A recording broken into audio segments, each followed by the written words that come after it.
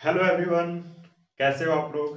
मेरा नाम सत्यम कुमार और आज हम पढ़ने वाले हैं क्लास 9 का फोर्स। और ये चैप्टर स्टार्टिंग है और इसके अप्रॉक्स 6 या 7 लेक्चर बन सकते हैं। पूरे डीप से पढ़ाया जाएगा और एक एक कंसेप्ट क्लियर किया जाएगा। क्लास 9 तो क्लियर होगा ही होगा, कुछ एडवांस भी होगा, ठीक है, न्यूमेरिकल भी होंगे। तो कॉपी पेन निकाल के बैठ जाओ और अप्रॉक्स एक वीडियो और एक लेक्चर 30 मिनट का हो सकता है। तो कॉपी पेन निकाल के रेडी हो जाओ और लेक्चर स्टार्ट करते हैं। क्या नाम है? फोर्स। चैप्टर का नाम लिख लो, फोर्स। वीडियो क्लियर जा रहा है? थोड़ा सा ऊपर हो गया है या हाँ, अब सही है। देखो, फोर्स क्या होता है। अभी तक हम लोग ने जितना पढ़ा है, अ पुश और pull of any object is called force. ये इंट्रोडक्टरी लेक्चर है, मतलब केवल आज फोर्स के ही बारे में पढ़ेंगे। इसके बाद नेक्स्ट टॉपिक स्टार्ट होगा। मतलब फोर्स समझ जाओ कि होता क्या एक्चुअली, ठीक है। तो हम लोग ने अभी तक 8 क्लास में पढ़ा था अ पुश और pull of any object is called force. यही आप लोग ने पढ़ा होगा, अ पुश और pull of any object is called force.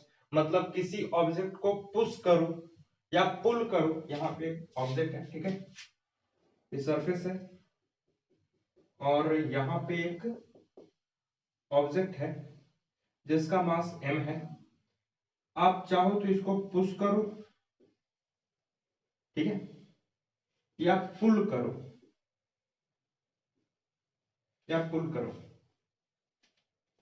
तभी हम उसको क्या कह सकते हैं, फोर्स। मतलब कोई वस्तु अगर पुश हो और पुल हो तो उसको क्या कहेंगे हम लोग, फोर्स कहेंगे। चलो दूसरा एग्जांपल लेते हैं। एक वॉल है, ठीक है, ये वॉल है और मैं इस वॉल पे पुश कर रहा हूं। इस वॉल पे क्या कर रहा, पुश कर रहा। तो ये वॉल ना उधर जा रहा है ना इधर आ रहा है, तब कहां गई फोर्स। पहले समझ लो, आज ऐसा नहीं है कि 2 ही 3 लेक्चर में खत्म हो जाएगा फोर्स, नहीं। पूरे इसके 7 लेक्चर 8 लेक्चर बनेंगे न्यूमेरिकल के साथ, एकदम बढ़िया बढ़िया न्यूमेरिकल के साथ। आपका एग्जाम तो खत्म होगा ही होगा, उससे बढ़िया बढ़िया क्वेश्चन भी सॉल्व होगा, ठीक है।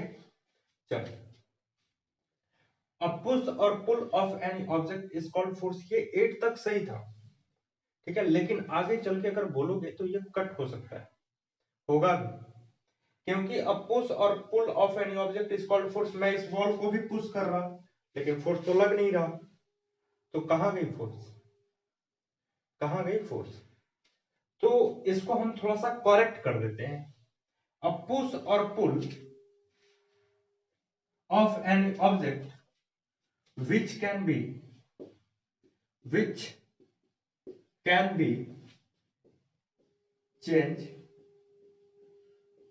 its shape, size, position as well as direction.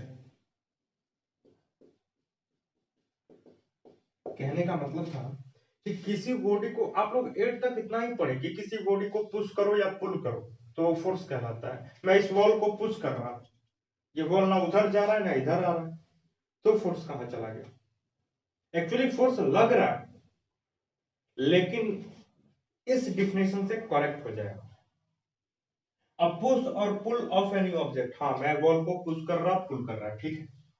Which can be change, हो सकता है, विच कैन बी चेंज, हो सकता है चेंज करे, हो सकता है कि वॉल आगे जाके गिर जाए, हो सकता है कि ऐसे घूम जाए, हो सकता है, होगा कि नहीं होगा ये मैं नहीं जानता, लेकिन ये डिफिनेशन करेक्ट कर देगा।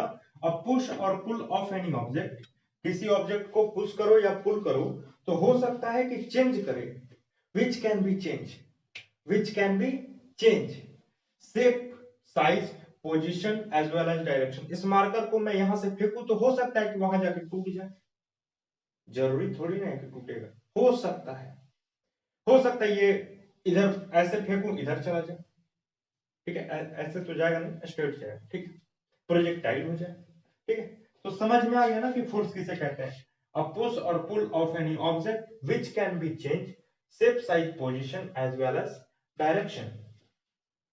लिख लो, मतलब फोर्स तभी डिफाइन हो सकता है जब उसके पास डायरेक्शन भी होगा। ऐसे नहीं कि मैं फोर्स इधर लगा रहा, इधर फोर्स लग रहा है, मैं लगा रहा इधर, फोर्स लग रहा है इधर, ऐसा नहीं हो सकता, ठीक है। चलो चलो चलो रब करो इसको, कर दे रब।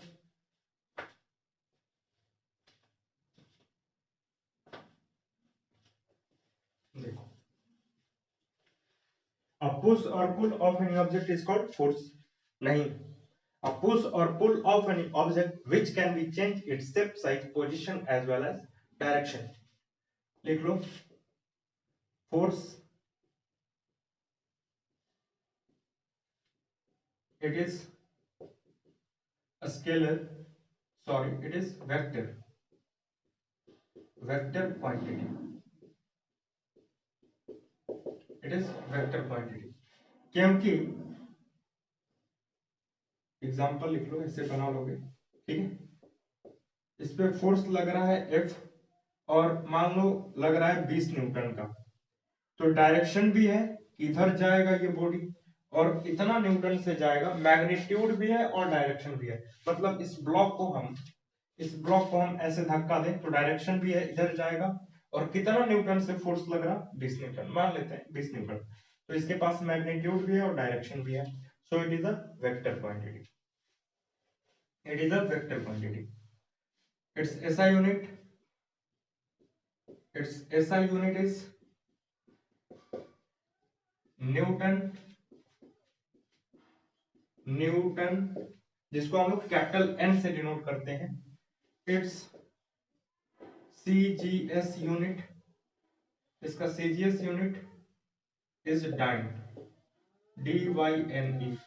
1 न्यूटन बराबर 10 टू द पावर 5 डाइन। लिख लो, 1 न्यूटन में कितने डाइन होते हैं, 10 के power 5 dyne. 1 newton equal to 10 to the power 5 dyne. बता देते हैं, बता देंगे ये कैसे होता है। जैसे सीजीएस यूनिट क्या होता है, तो आप लोग पढ़ते हो ना, एक लेंथ का होता है, लेंथ का होता है मीटर, ऐसा यूनिट है। सीजीएस यूनिट इसका होगा सेंटीमीटर, मास का केजी, ऐसा यूनिट होता है, और इसका होता है ग्राम। उसी तरह फोर्स का न्यूटन होता है ऐसा यूनिट, और डाइन होता है सीजीएस यूनिट। लिख लो फटाफट, फोर्स का न्यूटन होता है एसआई यूनिट और डाइन होता है सीजीएस यूनिट। फटाफट नोट कर लो, आगे बढ़ते हैं।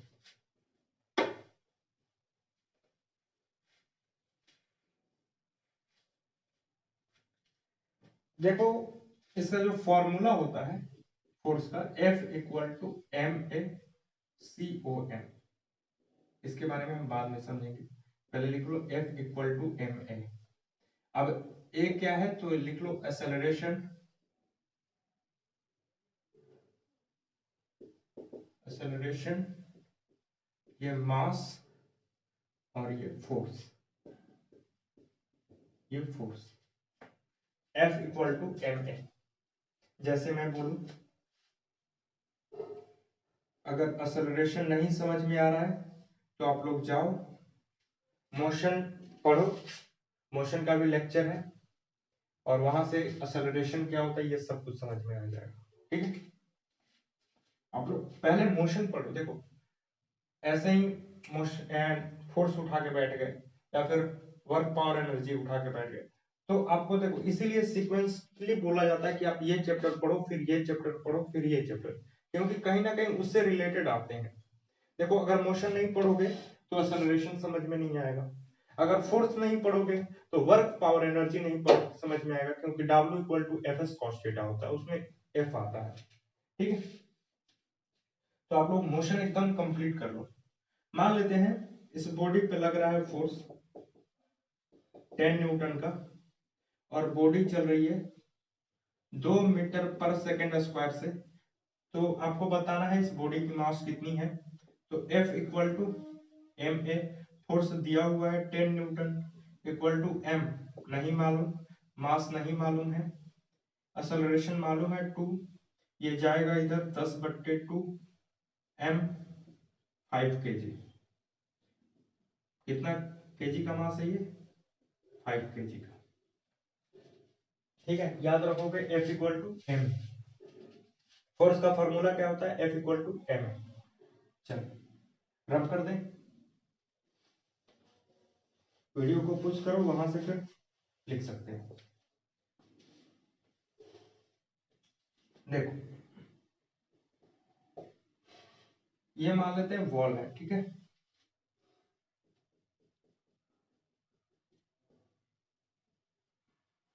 ये वॉल है, आप इसको धक्का दे रहे हो, मान लेते हैं 20 न्यूटन से।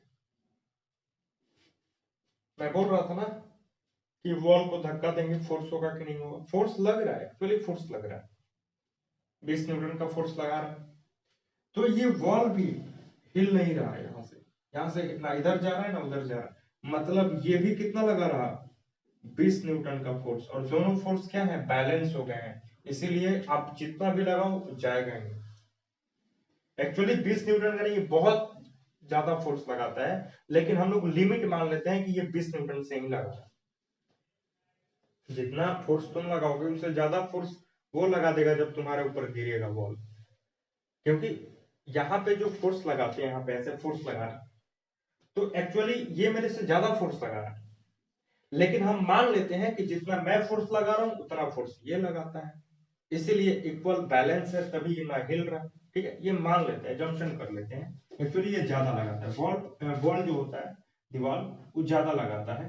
अब कितना लगाता है वो बात अलग है, लेकिन ज्यादा लगाता है। हम मान लेते हैं कि 20 न्यूटन से हम लगाए तो लिमिट हो जाएगा कि ये भी 20 न्यूटन से ही लगा रहा होगा, इसीलिए ना ये इधर जा रहा है ना इधर जा रहा है। अब आ गया समझ में ना? चलो, जब आप पढ़ोगे ना फ्रिक्शन, उसमें ये पढ़ने को मिलेगा, लिमिटिंग फ्रिक्शन, उसमें ये पढ़ने को मिलेगा। अब बात करते हैं थोड़ा सा बैलेंस फोर्स और अनबैलेंस फोर्स। हेडिंग डालोगे बैलेंस फोर्स और अनबैलेंस फोर्स। बैलेंस्ड फोर्स क्या होता है?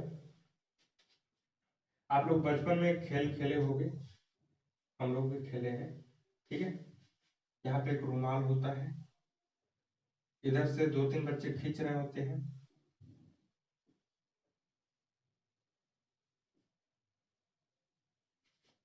और इधर से एक बच्चा खींच रहा है, ठीक है, दोनों बच्चे खींच रहे हैं इसे, ये लगा रहा है इस पे 10 न्यूटन का फोर्स, और ये भी लगा रहा है 10 न्यूटन का फोर्स, दोनों बैलेंस हो गए। whenever whenever equal and opposite force applied on a body, then body is balance। अगर किसी बॉडी पे इक्वल और अपोजिट फोर्स लगे तो बॉडी क्या होगा, बैलेंस होगा। ठीक है, 10 न्यूटन का ये भी लगा रहा है, 10 न्यूटन का ये भी लगा रहा है, रुमाल वहीं का वहीं है। ठीक है, हैंकी कहाँ है, जो पोजीशन पे है उसी पोजीशन पे है, ना इधर जा रहा है ना उधर जा रहा है, कुछ डिस्प्लेस नहीं कर रहा, ना ये इधर भाग रहा है ना ये इधर भाग रहा है। ठीक है, अब आ गया समझ में ना बैलेंस फोर्स किसे कहते हैं?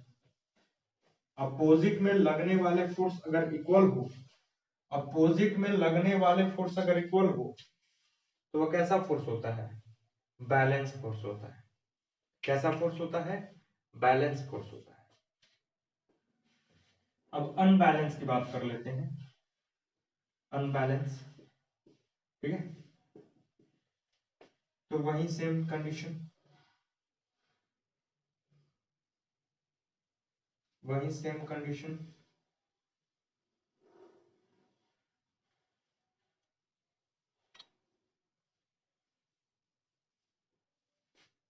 यहाँ पे हम मान लेते हैं रुमाल है, ठीक है, और ये इसको खींच रहा है 20 न्यूटन से, और ये इसको खींच रहा है 50 न्यूटन से। तो रुमाल को कौन खींच लेगा? ये बंदा खींच लेगा कितना न्यूटन से? तो 50 में से 20 घटा दो, 30 न्यूटन से ये खींच लेगा। चल आ जा, रुमाल के साथ साथ तो भी आ जा, ठीक है। मैं आपसे पूछूं एक क्वेश्चन है, चलो बैलेंस फोर्स अनबैलेंस समझ में आ गया ना, कि अगर अपोजिट फोर्स, किसी बॉडी पे लगने वाले अपोजिट फोर्स अगर इक्वल है तो वह बैलेंस है, अगर अनइक्वल है, अनइक्वल है तो वो अनबैलेंस फोर्स है। कैसा फोर्स है? अनबैलेंस फोर्स है। चलो एक क्वेश्चन पूछते हैं आपसे, बताओगे। कोई बॉडी है, इस बॉडी पे पहला ऑप्शन, पहला सुन लो, उस बॉडी पे लग रहा है 4 न्यूटन का फोर्स और 5 न्यूटन का फोर्स। आपको बताना है कि टोटल फोर्स कितना, नेट फोर्स कितना होगा, नेट फोर्स कितना होगा, नेट फोर्स कितना होगा। पहला option 9 Newton, 1 Newton, 20 Newton, 0 Newton. चलो आप लोग को बताना है, किसी बॉडी पे 4 न्यूटन और 5 न्यूटन के फोर्स लग रहे हैं, तो आपको बताना है कि इनमें से कौन सा ऑप्शन होगा। किसी बॉडी पे 4 न्यूटन और 5 न्यूटन के फोर्स लग रहे हैं, ये तो पता चल गया कि अनबैलेंस है, लेकिन नेट फोर्स कितना होगा, टोटल फोर्स कितना होगा। 9 न्यूटन, 5 4 9 न्यूटन, या 1 न्यूटन, 5 में से 1 हटा दो, ठीक है। एक्चुअली ये ऑप्शन ही रॉन्ग है। देखो क्या मैंने क्या बोला कि एक ब्लॉक पे 4 न्यूटन और 5 न्यूटन के फोर्स लग रहे हैं, लेकिन किस डायरेक्शन में लग रहे हैं ये पता नहीं चल रहा है। मान लो अगर ये ब्लॉक है और इस ब्लॉक पे हम 4 न्यूटन का फोर्स लगा, और इधर से हम 5 न्यूटन का फोर्स लगा, मेरे पास 2 न्यूटन है। मैंने क्या बोला कि 4 न्यूटन 5 न्यूटन के फोर्स लग रहे हैं इस पे, लेकिन मान लेते हैं कि एक ही डायरेक्शन में लग रहे हैं, तो ये आगे बढ़ेगा 9 न्यूटन से। जैसे आप हो और आपका भाई थोड़ा सा स्ट्रॉन्ग है, 5 न्यूटन से लगा रहा है, आप 4 न्यूटन से, ये ब्लॉक कितने न्यूटन से आगे जाएगा, 9 न्यूटन से, ठीक है।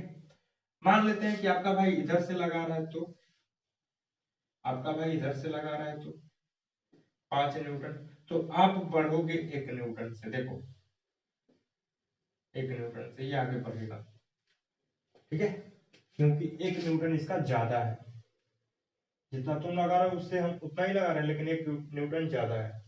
अब आ गया समझ में ना कि फोर्स को बताने के लिए डायरेक्शन जरूरी है। Force is defined as when given direction, अगर डायरेक्शन ना हो तो हम फोर्स नहीं निकाल सकते, कि बॉडी पे लगने वाला फोर्स किस डायरेक्शन में है तब तक हम फोर्स नहीं निकाल सकते, ठीक है। याद हो गया ना फोर्स क्या होता है, और बैलेंस फोर्स क्या होता है, अनबैलेंस फोर्स क्या होता है। इसके बाद मैंने बताया कि फोर्स का करेक्ट डेफिनेशन क्या है, और इसके बाद हम पढ़ते हैं फोर्स की फॉर्मूला, जो आप लोग लिखे हो ma for linear motion, linear motion के लिए है, लीनियर मोशन के लिए है। अब हम F इक्वल टू लिख रहे हैं mg, अभी ये क्या है भैया, तो मास वही सेम है, F वही है फोर्स, और ये जो g है ना ग्रेविटी है, बेटा ये जो g है क्या है, ग्रेविटी है, ग्रेविटी। और जो g की वैल्यू होती है, स्मॉल g की वैल्यू 9.8 मीटर पर सेकेंड स्क्वायर होती है, नहीं तो ले सकते हो g की वैल्यू 10 मीटर पर सेकेंड स्क्वायर। आप ले सकते हो। ये होता है अर्थ सरफेस पे, on earth surface, earth surface.